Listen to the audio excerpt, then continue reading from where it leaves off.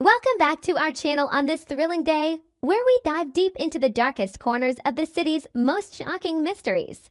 Settle in as we unravel a terrifying web of deceit and vengeance that will leave you breathless. The shadows cast over the city have never felt more suffocating than in the wake of the most recent, chilling revelations surrounding the clandestine underworld. Tomas, driven by a relentless need to uncover the truth about Lynette's sudden vanishing, finds himself standing at the threshold of an absolute nightmare. His exhaustive investigation leads him away from the polished corporate facades and into the damp, desolate bowels of an abandoned industrial sector. Here, hidden beneath layers of urban decay, lies the secret facility of the notorious Plasma Ring. Every step Tomas takes into this subterranean labyrinth echoes with the weight of impending doom. The air is thick with the metallic scent of rust and something far more sinister. An olfactory warning that he is crossing the boundary from a mere missing persons case into a realm of unimaginable cruelty. His heart pounds a frantic rhythm against his ribs, a physical manifestation of the anxiety and dread gnawing at his core as the grim reality of his pursuit begins to materialize in the sterile, cold light of the hidden laboratory. The horrific culmination of Tomas's search manifests in a scene that will forever be seared into his memory, a tableau of absolute barbarity. Upon breaching the inner sanctum of the facility, his eyes fall upon the lifeless form of Lynette. The sight is profoundly disturbing, stripping away any lingering hope of a conventional resolution. Lynette's body rests on a cold, stainless steel table, a stark contrast to the vibrant, albeit deceitful, life she once led.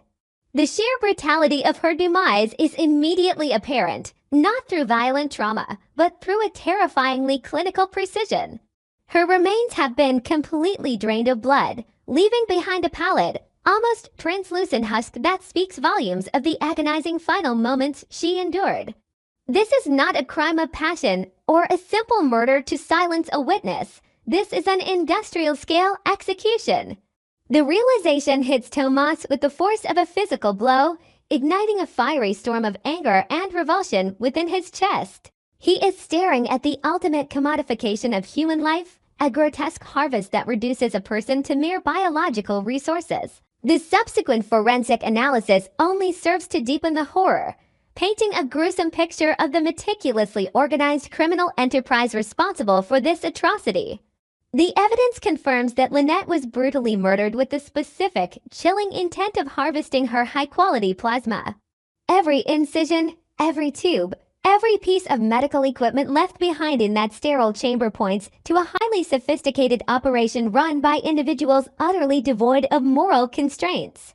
This revelation shatters the illusion of safety, confirming the existence of a ruthless plasma ring operating right under the noses of the authorities. The sheer scale and audacity of the operation are staggering, transforming the investigation from a localized tragedy into a battle against a sprawling, deeply entrenched syndicate. The anger that courses through Tomas is no longer just personal. It is a righteous fury directed at a system so corrupt that it allows human beings to be processed like livestock. The cold, hard facts presented by the forensics team leave no room for doubt, cementing the terrifying reality that Lynette was merely a pawn in a much larger, incredibly lucrative, and fundamentally evil game. As the pieces of this macabre puzzle snap into place, a chilling memory resurfaces in Tomas's mind, recontextualizing past interactions with a horrifying clarity. He recalls Haley's seemingly offhand remark about Lynette being poised to disappear forever. At the time, those words might have been construed as a metaphor for fleeing the consequences of her scams, a desperate escape from impending ruin. Now, bathed in the harsh light of the plasma facility's atrocities, that phrase takes on a deeply sinister meaning. It was not a prediction of flight, it was a veiled confession, a dark acknowledgement of the horrific fate that awaited Lynette. The realization that someone in their orbit possessed foreknowledge of this gruesome end sends a jolt of pure ice through Tomas's veins. The betrayal is multifaceted, layering the physical horror of the murder with the psychological torment of knowing that the signs were there, disguised in casual conversation. The anger Tomas feels is compounded by a profound sense of guilt and frustration, a burning desire to tear down the facade of everyone involved and expose the rotting core of their complicity. While Tomas grapples with the visceral nightmare of the physical evidence, Kott's sharp, analytical mind has been quietly weaving a different, equally damning tapestry of suspicion. Long before the discovery of the drained corpse, Kott's unparalleled intuition had already begun connecting the disparate threads of Lynette's fraudulent past to the enigmatic figure of Leia. Kott recognized the subtle patterns, the hidden financial anomalies, and the quiet desperation that linked the two women in a toxic dance of deceit. She saw beyond the surface-level narratives, understanding that the series of scams orchestrated by Lynette were not isolated incidents, but catalysts for a much darker chain of events. Kott's early suspicion that Leia was somehow intertwined with Lynette's disappearance was initially met with skepticism, but as the grim reality of the plasma ring comes to light, her theories are terrifyingly validated. This validation brings no comfort, only a hardening of Kott's resolve. Her internal conflict is palpable, a constant battle between the satisfaction of being right and the overwhelming dread of what that rightness entails. The revelation of the plasma ring's existence instantly elevates Leia from a mere person of interest to the prime suspect in a sprawling murder investigation. The evidence, both circumstantial and increasingly concrete, points toward Leia occupying a high-level position within this demonic syndicate. The transition from a victim of financial fraud to a mastermind of biological harvesting is a staggering leap. One that forces everyone involved to reevaluate everything they thought they knew about her. The sheer audacity required to orchestrate such a gruesome revenge, to turn a personal grievance into a profitable, lethal enterprise, speaks to a level of sociopathy that is deeply unsettling.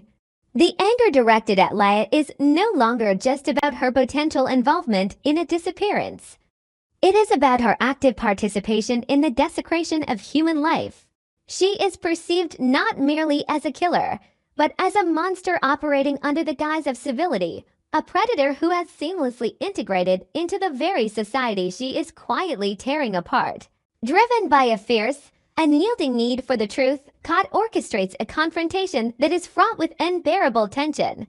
The setting is a stark, sterile hospital corridor, a location that ironically mirrors the cold, clinical nature of the plasma facility itself. Kott refuses to wait for the slow gears of the official investigation to turn. Her anger and need for justice demand immediate action. She corners Leia in this public yet deeply isolating space, trapping her in a psychological vice. The atmosphere crackles with unspoken threats and simmering hostilities. Every glance exchanged between the two women is a tactical maneuver, a silent clash of wills. Kott is resolute, her eyes burning with the knowledge of the horrors Tomas has uncovered, while Leia maintains a chillingly composed exterior. A fortress of denial built on a foundation of unspeakable secrets.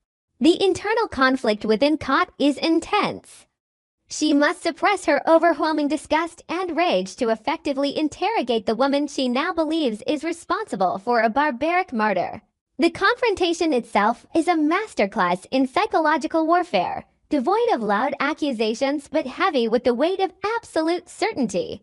Kott's approach is methodical, peeling back the layers of Leia's carefully constructed persona with surgical precision. She presses Leia on her connections to Lynette, her knowledge of the scams, and the inexplicable wealth that seems to flow through the hidden channels of her life. With every pointed maneuver, Kott senses the darkness lurking just beneath Leia's polished surface. It is a palpable, suffocating darkness, a void where empathy and morality should reside. Kott can almost feel the blood on Leia's hands, the residual chill of the plasma facility clinging to her aura. The anger that Kott projects is a cold, focused beam, designed to pierce through Leia's defenses and expose the raw, ugly truth. She observes the microscopic twitches, the calculated pauses, the subtle shifts in Leia's posture, interpreting them as the silent confessions of a soul deeply corrupted by vengeance and greed. To understand the monster Leia has become, one must delve into the agonizing history that shattered her humanity, a history dominated by Lynette's catastrophic betrayal. A torrent of painful memories floods the narrative, revealing the devastating extent of the financial ruin Lynette inflicted upon Leia. This was not a simple misunderstanding or a minor theft. It was a calculated, systematic dismantling of Laya's life's work, her security, and her future. Lynette had callously manipulated Laya's trust, siphoning away a colossal sum of money and leaving her absolutely destitute. The flashbacks paint a harrowing picture of Laya's descent into a profound, suffocating despair. The sheer magnitude of the betrayal ignited a firestorm of anger within Laya, an anger so pure and consuming that it burned away the very foundations of her moral compass. She was pushed into a corner of extreme desperation, a dark abyss where the rules of civilized society no longer applied, and survival became inextricably linked to retribution. The absolute desperation that consumed Laya during her darkest hours is the crucible in which her current, terrifying persona was forged. Stripped of her dignity, her resources, and her hope, Laya experienced a psychological fracture. The internal conflict she endured was agonizing, an endless battle between the desire to rebuild through legitimate means and the overwhelming, intoxicating pull of absolute vengeance. The agony of her ruin was a constant, physical pain, a daily reminder of Lynette's cruelty.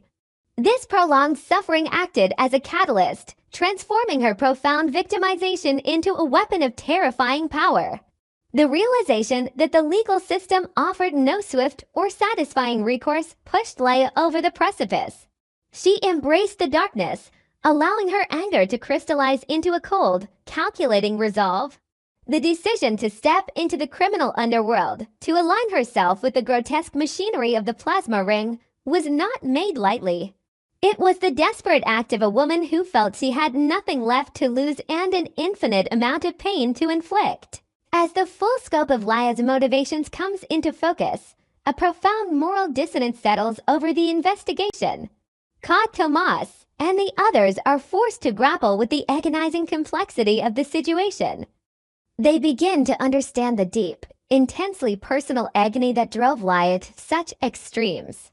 The financial devastation and the emotional betrayal she suffered at Lynette's hands are undeniably tragic, eliciting a reluctant sliver of comprehension. However, this understanding immediately clashes violently with the horrific reality of her actions.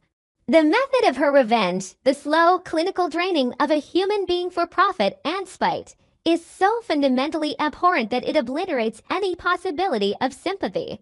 The internal conflict for the investigators is excruciating. They are forced to acknowledge the humanity in Laya's initial suffering while simultaneously hunting her as a ruthless monster. This duality creates a suffocating atmosphere of moral ambiguity, where the lines between victim and perpetrator are grotesquely blurred, leaving everyone tainted by the sheer ugliness of the truth. The climax of this psychological standoff arrives not with a dramatic breakdown, but with a chilling and repentant admission. Cornered by the overwhelming weight of the evidence and Kott's relentless pressure, Laya finally drops the facade. She faces her accusers with a terrifying calmness, a stoic acceptance of her own monstrosity. She does not deny her role in the plasma ring or the brutal orchestration of Lynette's demise. Instead, she owns it with a horrifying pride. Laya articulates her twisted philosophy with terrifying clarity, asserting that the legal system is a hollow construct designed to protect the privileged and the deceitful. In her warped perspective, the gruesome death she engineered for Lynette was not murder. It was the only true form of justice available to her. She views the draining of Lynette's lifeblood as a literal and metaphorical reclamation of everything that was stolen from her. This absolute lack of remorse, this unwavering belief in her own distorted righteousness, is more terrifying than the physical evidence of the crime itself, cementing her status as a truly formidable and broken antagonist. The shockwaves generated by these horrific revelations extend far beyond the immediate investigation, threatening to tear apart the very fabric of the relationships holding the pursuers together. The escalating danger of the case casts a long, dark shadow over the dynamic between Bill and Tomas. As Kott plunges deeper into the perilous labyrinth of the plasma ring, driven by an insatiable need to dismantle Laya's empire, Bill's protective instincts shift into overdrive. His profound fear for Kott's safety ignites a fierce, simmering anger directed squarely at Tomas. Bill perceives Tomas's relentless push for the truth as a reckless disregard for Cott's life, viewing the investigation as a suicide mission into an underworld they cannot possibly control. This fundamental disagreement breeds a toxic atmosphere of resentment and mistrust between the two men. Every strategic decision, every new lead pursued, becomes a battleground for their conflicting priorities. The internal conflict within Bill is agonizing. He must balance his deep respect for Cott's autonomy with his overwhelming, primal need to shield her from the monstrous reality of Laya's world.